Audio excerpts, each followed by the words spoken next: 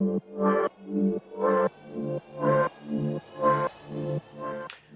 back to another episode of Books and Beers. I'm your host, Falc.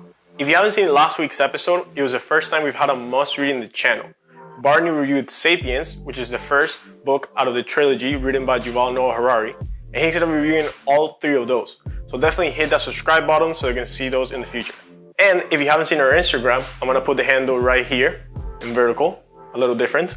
We give you updates about what we're reading, what we're going to be reviewing, and a few of the predictions that we've had. So definitely go follow that so you can stay up to date. Now, today's book, we're going to be reviewing Liar's Poker, written by Michael Lewis. The cover of this one is a little different because I bought it used, which I highly recommend. Michael Lewis is kind of a big deal author. He's very known for writing his bestsellers regarding behavioral finance, economics, and covering a few of the financial crises. But he has a lot of books that turn into really good movies. A few of the books that he's written are Flash Boys, regarding today's trading market and how that happens. The Fifth Risk, which has to do a little bit about the Trump administration. The Blind Side, which is an amazing book and also became an amazing movie. Moneyball, which was a book regarding baseball and also became an amazing movie. And he also wrote The Big Short, which has to do with the 2008 crisis. Now, I haven't read that book, but I've seen that movie like 7 or 10 times.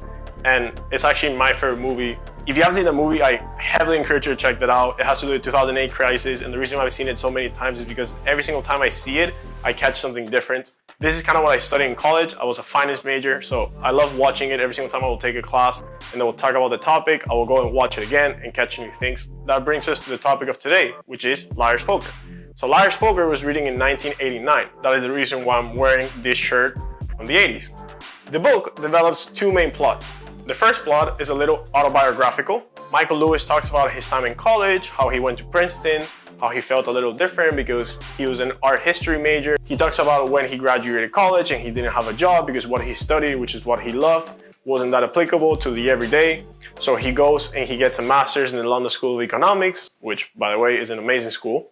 And during his time in London, he goes to a dinner and ends up getting a job in Salomon Brothers as a bond salesman, which is why I'm wearing this vest. Back in the 80s, Salomon Brothers was the best firm that someone could work for. He talks extensively about the training process, how he was surrounded with people that had PhDs, and how everyone had better knowledge about the industry that he had. However, he starts getting into it. He kind of develops this logic. He starts dreaming about changes that were happening in the financial markets, and then he will wake up, see them, and decide to do a trade that would earn the company millions and millions of dollars. He becomes very successful with the company and actually makes Salomon Brothers a lot of money. But he didn't really like the culture. To summarize the book, you can kind of define it in 3 words: greed, gluttony, and lust. I'm not going to define how those are because, once again, I want to encourage you guys to read the book. But every single one of those, he explains extensively, and he just gives different reports of how those come into play with the everyday life in Salomon Brothers. That brings us to our second plot of the book, which is the culture of Wall Street in the 1980s. The author focuses in Salomon Brothers, which was the firm that he was working for back then. However, a lot of people consider this to be the book that defined Wall Street as a whole in the 1980s. He talks about what it was to have a day in the trading floor in London and a day in the trading floor in New York, how people will scream at each other, how they will curse at each other. And he also talks a lot about mortgage-backed securities, a type of security that was really important in the 2008 crisis. So if you have a little knowledge about that, you can start to make connections and see the big difference that they had between the 80s and the 2000s. Now, both plot of the book interchange because the autobiography part is him telling his experience, and then the other part also has to do with his experience, but he does it primarily through interviews that he does to people that work in Salomon Brothers.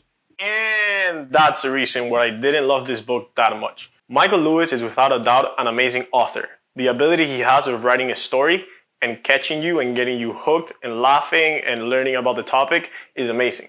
However, for this book, based on what my friends had told me, I expected a little more autobiography. And during the parts that he covers interviews and stuff, that's the part that I didn't exactly love.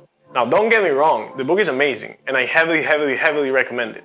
But it's just a matter of expectations that I had that were set a little bit too high for what the book actually was. However, in the autobiography part, which is what I really liked about the book, he talks about traveling within Europe to cover a few different clients. So that brings us to the beer that we have today, which is a European beer. So I decided to get a Grolsch, which is not Grolsch, which is a beer from the Netherlands. So the top is a little different than usual. So let's do a little Barney transition here again. Or maybe not.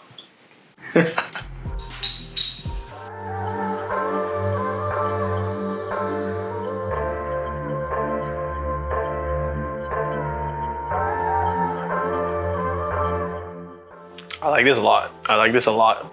This is good. It's pretty similar to Heineken. I mean, I guess it's just European beers taste very similar. I'm doing a little more research about what's the difference with like IPAs and Pilsners and kind of the ingredients that they have to talk a little more about that. If you have any books about beers that you recommend, be sure that you leave that in the comments below.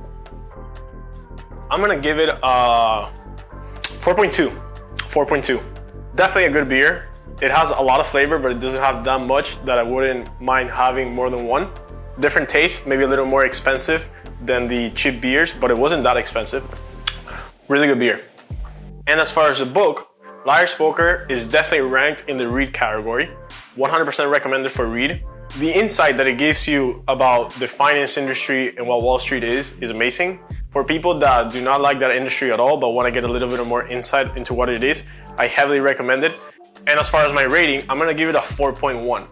Like I said, I would have given it a higher score, but my expectations were a little bit too high. However, this is an amazing book, and I know that all the other books I'm gonna read about Michael Lewis are gonna be amazing again. With that being said, be sure to leave us a comment below if you have any specific books that you like from Michael Lewis, if you give this book a try, if you have any feedback, or if there's any specific books you wanna see in this channel. Be sure that you also check out our Instagram, and you check the description if you wanna get the book yourself. We leave a link so you can get it very easily, and we also posted links for all the other books that we reviewed in case you want to get those. If you like this video, be sure that you drop a like and that you subscribe. Next week, we're going to have another review done by Barney, and in the upcoming weeks, we might have a joint review, which is going to be pretty good, so stay tuned for that. Since Barney didn't finish the beer last week, I'm actually going to finish the beer. But until then, thank you so much for watching Books and Beers, and we'll see you next time.